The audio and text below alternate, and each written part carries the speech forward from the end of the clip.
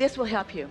That feeling that you're reaching for, what so many people are reaching for or believing, is that in the meditation that they will have this great awakening and this great awareness, and the light will shine and the dawn will break and the cymbals will crash and bang, and that's when the moment of enlightenment will happen. No, that's an impulse that often doesn't have too much importance to it, except that you know it's an impulse that you received that wasn't your own, so you know it's guidance. And then if you're wise enough to follow that and see where it leads, eventually it will lead to the crescendo of manifestation. You see what we're getting at? Let whatever it is be enough. Don't be so quick to judge yourself not yet in the worthy seat, not yet in the receiving seat. Show yourself that you are, and let whatever it is be enough. That's really an important key, because wherever you are is enough. And you know why it is enough? It's got to be enough because it's all you got. You can't force it to be more than it is. But when you acknowledge what it is, and then that becomes more, and that becomes more, and then that becomes more. Some of you have heard us tell the story. We've been telling it often these days because it really speaks to what we just said to you in such a powerful way. So Esther has been enjoying meditation for a long time, but with our new emphasis on it, she is making sure every day that she quiets her mind, and she loves the feeling of a quieted mind, and she knows the feeling of a quieted mind, and she also knows the feeling of something dropping in. And so a thought came to her the other day that was not a very significant thought by thought standards, where she was thinking about her music system in her house and how she really didn't know how to operate it, and how it had been quite a long time, and the feeling of wanting to understand it was really a thirst inside of her. And so she sat down. She has no instructions, and it works through the television and through a remote sort of thing. And so she just started pushing buttons, and she was allowing herself, because she'd just come through meditation, to follow the impulse of those, us, who knew what buttons to push and in what sequence. It's a little bit of a complicated system if you're just pushing buttons, but if you're pushing the buttons in the right sequence, and suddenly screens came up she'd never seen, and choices appeared on her screen that she'd never had before, and suddenly she has access to a lot of music that she did not know that she had access to, and to a lot of zones in her house, in her gardens, on her deck, in her property, that she didn't know she had. And now she is like a mad chemist. She is so excited because now she has new knowledge that is in her mind. She doesn't know where it's coming from, and she doesn't question. It really feels like her personal discovery. What it was personal discovery of intricate guidance about things that we knew about that she didn't know about. That's what discovery often feels like, you see. And so she pushed buttons, and she began listening to different kinds of music, and she began playing it in different volumes in different areas of her house. And then she discovered the button of rap.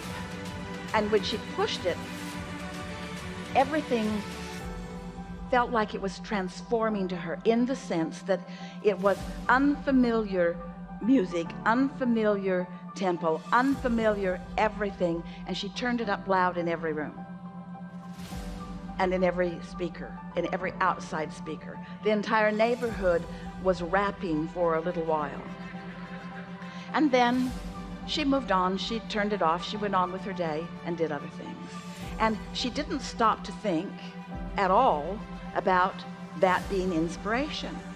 It just felt like a good idea that led to something really fun. That's what it felt like to her.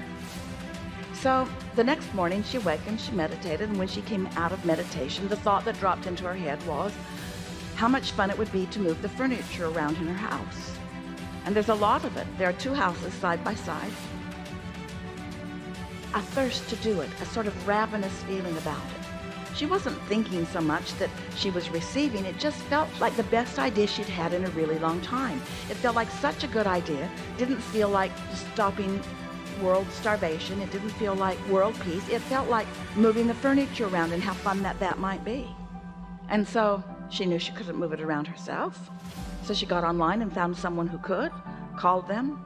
2 men came over, and they're moving furniture from here to there, and there to there, and there to there, and there to there, and there to there, and there to there, and there to there, and there to there, and there to there. It was really fun. And then most of it they moved back to where it had been before.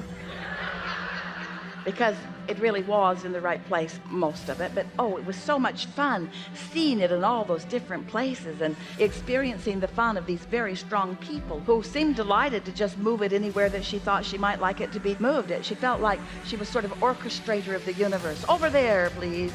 It was great fun. And so she moved the furniture from place to place. And then one of the young men said to her, "It's so beautiful here." And Esther said, "It is. We live in the most beautiful place." And he said, "I know." And he said, "But I'm leaving." And Esther said, "Where are you going?" And he said, "I'm going back to Alabama. I'm going there." And Esther said, "Why would you do that?" And he said, "Because I'm a rapper. And I have things that are happening there, and I haven't been able to get anything going here." And Esther said, "Hold on just a minute."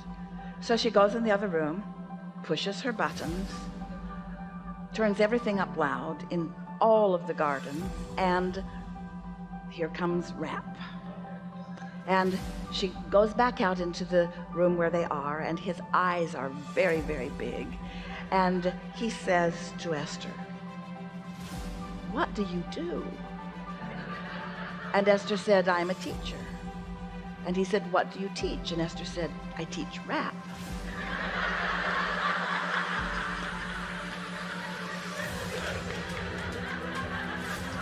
Which is more true than any of you realize. And then Esther was able to help him answer questions. She gave him some recordings. She gave him some books. Her inner being knew where he was. His inner being knew where he was. His inner being knew where Esther was. Her inner being knew. In other words, this one that you want to talk about, this collective place where all things are known, knew what the best unfolding would be for two people to receive something right now that they both were ravenous to receive. Esther, an opportunity to assist someone, to help them know something more than they've known it before. This young man, understanding things, understanding the next logical step for him, being able to understand that just going to another place, Esther said, "You know, you will take yourself with you. The place doesn't make the difference. It's how you feel that makes the difference. Standing where you are and then going is an entirely different thing than going because of how you feel and taking yourself with you."